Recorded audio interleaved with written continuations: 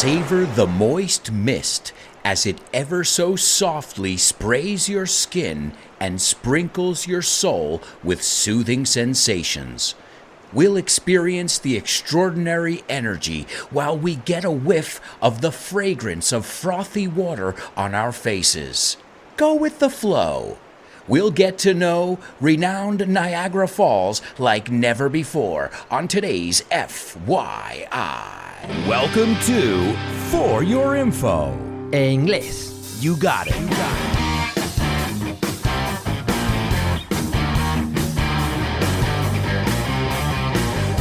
Hello, everybody, and welcome to another exciting edition of FYI for your English. We are almost at our 50th episode. I can't believe that I've already put together almost 50 episodes of this show. I'm so glad you guys are enjoying it. And remember, let me know the topics you want to hear in the future because I love learning about all kinds of different things. You guys can drop me a line on Patreon at patreon.com/Alberto Alonso, or you can follow me on social media and drop me a line over there. You can find all my social media sites at my website. It's albertoalonso.com, and there you'll find links to my YouTube, Facebook, Instagram, and all that jazz. Y todo eso. Today we are going to North America, my neck of the woods. Mi zona is my neck of the woods. That's right, we're going to New York, but not New York City. We're going to upstate New York, como se llama, upstate New York, and Canada, where we'll find the amazing Niagara Falls. That's right, one of nature's wonders that everybody around the world goes to see. They flock to it. To flock es ir en masa. And it's no wonder significa que no es una sorpresa that it gets over 8 million visitors a year. That's right, the Niagara Falls State Park, un parque natural, it's, as you guys know, a state park or a national park is how we would say parque natural. And if you haven't heard it, there's an episode on national parks as well, if you're a nature lover like me. But 8 million people, I mean, that's a number that's hard to fathom. Fathom es entender, comprender. And as in most episodes, I've been to the places that I'm talking about. Well, I have never been to Niagara Falls. And my family went one year, but I don't know why. I don't remember getting invited to that. I've got a bone to pick with my family. A bone to pick with someone means, tenemos un tema pendiente ahí. And I was even going to go there. I was at the hotel's website. I was about to book a room. You can say to reserve or to book a room. And we decided at the last minute means en el último segundo, that we weren't going to go through with it. So we didn't make the reservation. And part of it was because we were visiting my family in the States and we wanted to spend time with them. And also because it was brutally cold. If I recall correctly, it was in December. So let's take a look at the intro because as you know, I always sprinkle, and we looked at the word sprinkle when we talk about water. We're going to look at that actual word in the intro today. But the intro is sprinkled with tons of vocabulary. I started out by saying, savor the moist mist. And there I am with my alliteration. Savor sounds like a word in Spanish, doesn't it? Saborear, savor. To savor something means to really enjoy it. Savor the moist mist. And I know this is a bit of a reach, es un poco rebuscado, but I wanted to use that double alliteration. I imagine all mist is moist, and the word mist is neblina o niebla, and moist is húmedo. Then I said it ever so softly. Ever so softly is a poetic way of saying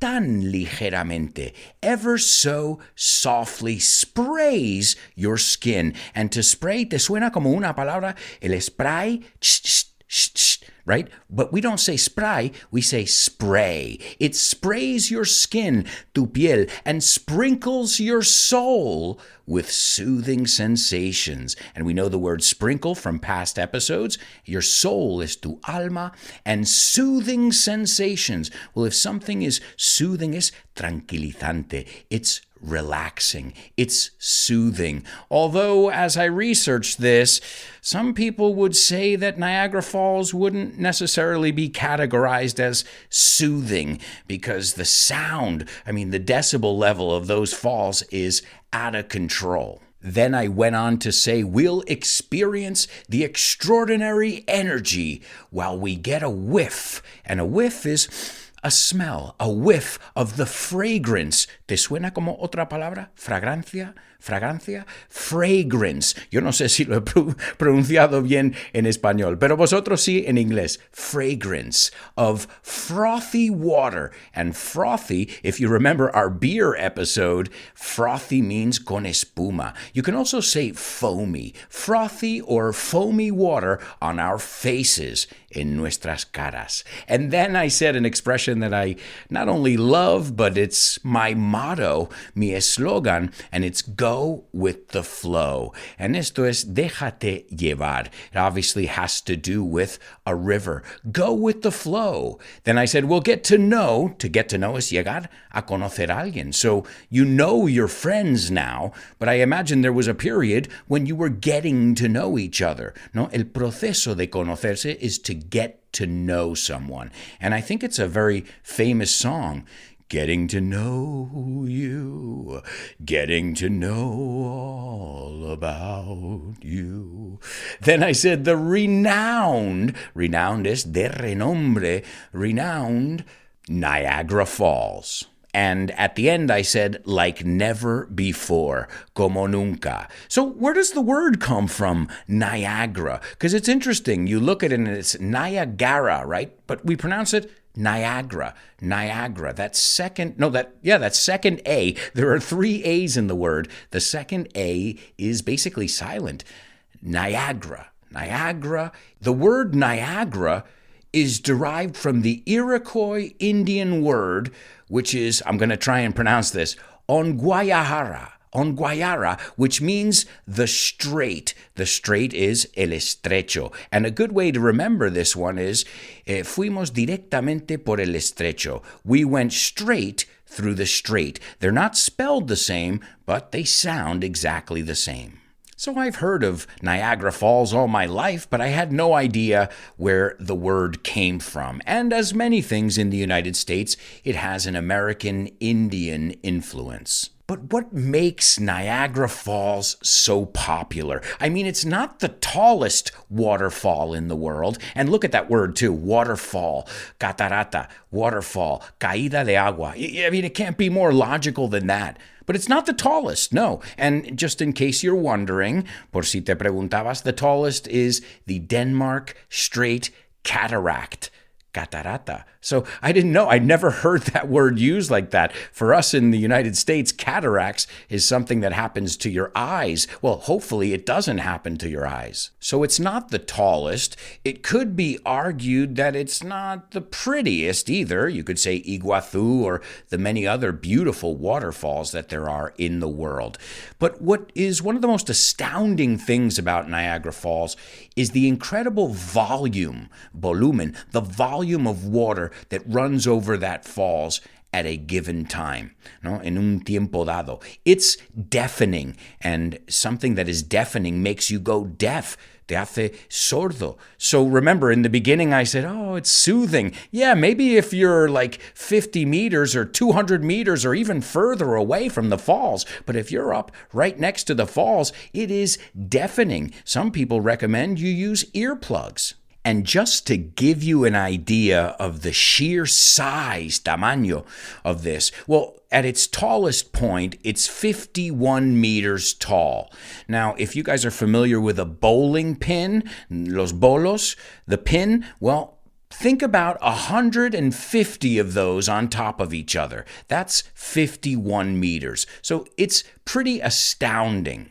According to the figure I looked up, 2,832 metric tons of water per second flows over the falls. Now, think about that. Let's say it again. 2,832 metric tons, toneladas, per second. That is powerful. That is incredible. No wonder people are in awe. In awe is to be completely in shock, but in a positive way. Now, here's something a lot of people don't realize as well. Niagara Falls is not just one fall. No, it's not one waterfall. It's made up of 3 waterfalls. From largest to smallest, the largest is the Horseshoe Falls. And a horseshoe is a very logical word in English. I think you say herradura. Well, in English, it's zapato de caballo, a horseshoe. And that's also known as, aka, the Canadian Falls, because it's on the Canadian side of the border, la frontera. Then you've got the American Falls and the Bridal Veil Falls. And that's interesting because bridal is de novia and veil is the thing that they put in front of their face, before they get married. So it's got kind of a romantic naming. Horseshoe, Bridal Veil, the American Falls. Okay, that one wasn't as creative, was it? And to give you an idea of the width, el ancho, the width of all 3 of those falls together, that would be about 1,204 meters. Now remember, that's always shrinking, haciéndose más pequeño, and that's due to, debido a, erosion. And we're going to look at that in the bonus part of the show. We're going to talk about what the experts are saying, scientists, about what's happening and what can be done. Many experts are saying that something needs to be done to protect this wonder of nature called Niagara Falls. I told you in the United States it is sitting on what is called a national park, a state park, and it is the oldest state park in America. It was established in 1885. They called it the Niagara Reservation. And that I didn't know. I remember when I was looking at the episode on national parks, I didn't get that fact for some reason. But hey, at least we realized it now. The oldest state park in America, Niagara Falls State Park. And there is a Central Park connection as well. And I'm going to tell you all about that Central Park connection in the bonus part of today's show. Remember, guys, if you want access to bonus audio, PDFs with the vocabulary and the worksheets, and even classes with me on a weekly and monthly basis, find out more about joining our community and becoming a patron. It's patreon.com/Alberto Alonso. Take a look around and let me know if you have any questions. And that said, I'd like to send a shout out to all my patrons. They make this show possible. So a shout out to all of you and my super duper students, Francisco, Sabela, Tony, Roberto, Jose Maria, Mila, Alex, Patricio, Edgar, and Loles. And don't forget about my interstellar students, Carmen, Diego, Pilar, and Diana. Thank you to all of you from the bottom of my heart. I'm glad to see you guys so eager, so excited about learning English. So keep up the great work. And as I said, if you guys want to find out more about joining my curious community, then go over to patreon.com/Alberto Alonso. And if you want a free sample, just let me know. There's also a connection with the Great Lakes, and we've talked about the Great Lakes in past episodes too. Those 4 lakes are Lake Superior, Michigan, which is in Chicago, Huron, and Erie. And then later on, it empties into Lake Ontario. And I was lucky because I used to go fishing with my father on Lake Ontario. So I've never been to Niagara Falls, but I have been to Lake Ontario, which is the same water from Niagara Falls. Does that count? No. Okay. All right. Well, I tried, But here's an interesting fact about the Great Lakes. The 5 Great Lakes make up almost 1/5 Un quinto, 1/5 of the world's fresh water supply. So talking about preservation, why do we have to take care of this stuff and make sure that it lasts not just for another generation or two, but forever? And speaking of forever, it hasn't really been there forever. To be honest, 12,000 years. Okay, you and I think about it. We say, wow, 12,000, 12,000, that's crazy. Yeah, but geologically speaking, that's peanuts. Eso es muy poco. A measly 12,000 years old. I'm just joking. It's not measly. Measly is mísero. But, 12,000 years is not too long when you look at the big picture, como decimos. El panorama completo, the big picture. And they were formed at the end of the last ice age. No, I'm not talking about the movie Ice Age. I'm talking about the real ice age. And there were torrents or streams of water that were released, obviously, and it melted the ice and it started to drain. And this is a really important word to know as well. To drain is to get the water out of something. And in the bonus part, we're going to take a look at what they found when they drained the falls. Yeah, you're not going to believe it, but they stopped the falls from running and they drained it. And what they found at the bottom is going to shock you. And we'll take a look at that, as I said, in the bonus part of today's show. But one thing that we haven't talked about yet that we really need to talk about is the power. This hydroelectric power, as it's called. Ever since the mid-18th century, people were looking at this, this marvel and saying, we got to find a way to harness that energy, to capture that energy. And to harness, I think in this case would be aprovechar esa energía. So you started to see these mills, and a mill es un tipo de fábrica. And the expression run of the mill es muy ordinario, nada especial, run of the mill. This is not a run of the mill podcast. But the first ventures son como proyectos, well, they went bankrupt. It didn't go well for them because people just couldn't tame. And to tame is what someone does to an animal, a lion, for example. I believe the word in Spanish is domar, to tame. So they were looking at ways to tame these falls and be able to channel that energy. And people such as Edison, Tesla, they became obsessed. And they said, wait, if I'm the guy who's able to channel that energy, who's able to harness the power from those falls, I'm going to be huge. I'm going to be huger than I was. And as you guys know, it's something called the battle of the currents. It's the battle between AC, alternating current, and DC. Personally, I like both of them. I love AC/DC.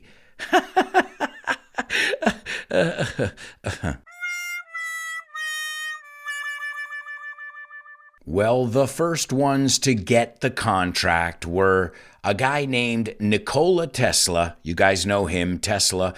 And George Westinghouse. I'm sure that last name rings a bell too. O suena también. And this was in 1885. They created the world's first hydroelectric power plant at Niagara Falls. Everybody wanted that honor, but it was Nikola Tesla and George Westinghouse who finally had it. And I think that's a good thing because if you look at this story, the battle of the currents, it seems like Thomas Edison was always on top and Nikola Tesla was the underdog, el menos favorito. So this is a win for the underdog. And to this day, harnessing that power is such a huge part of what happens over there in that area, both on the Canadian side and on the American side. They have an international treaty, I think you say tratado, that the flow of water over Niagara Falls is reduced at night. Now, I had no idea.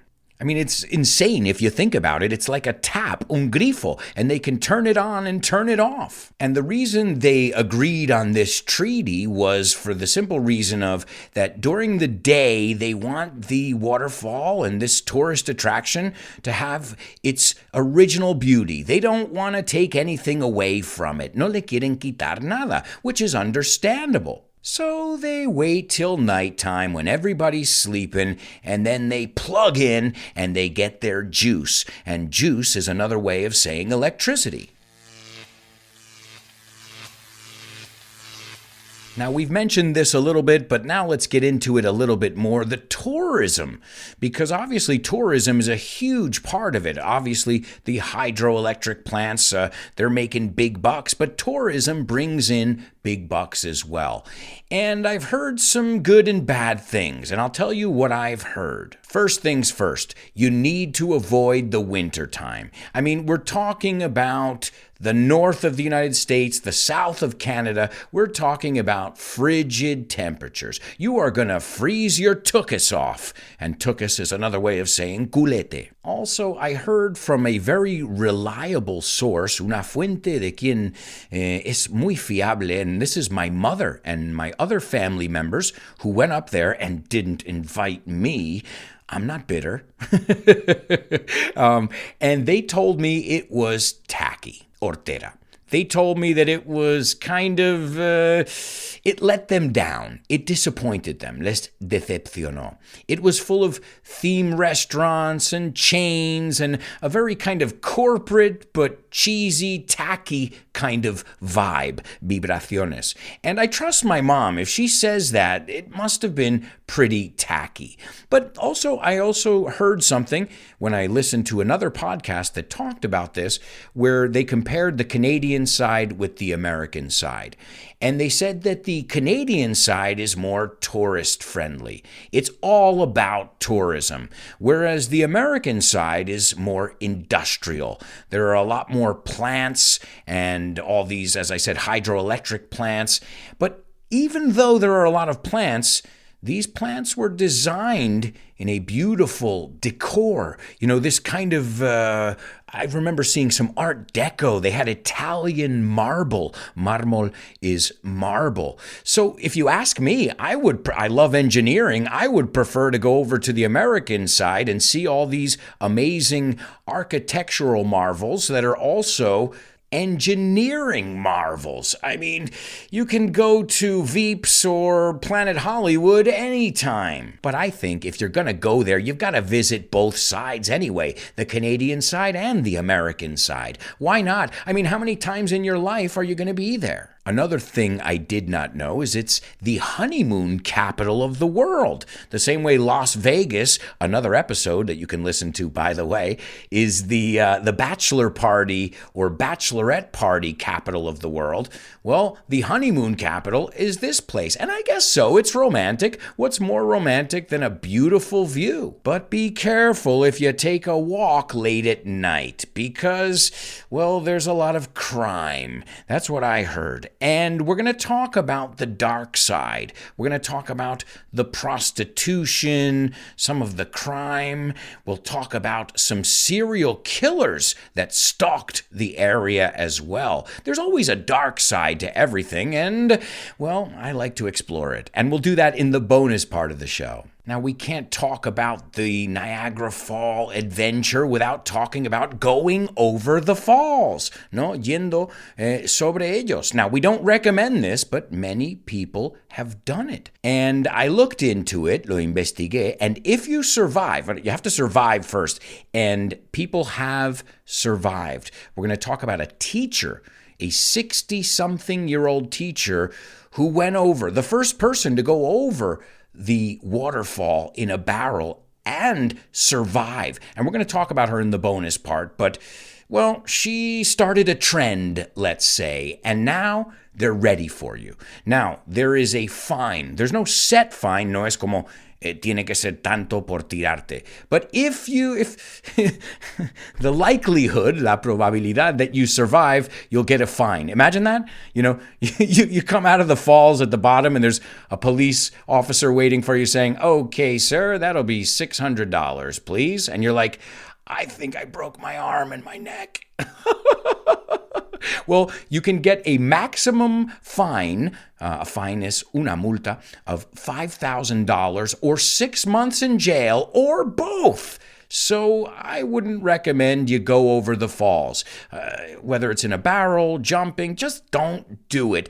A, because it's extremely dangerous, and B, if you do survive, they're gonna give you a fine, and you might even go to jail. I don't know what's worse. A must when you're in the area is going on the Maid of the Mist. And the Maid, La Matrona, the Maid of the Mist is a boat.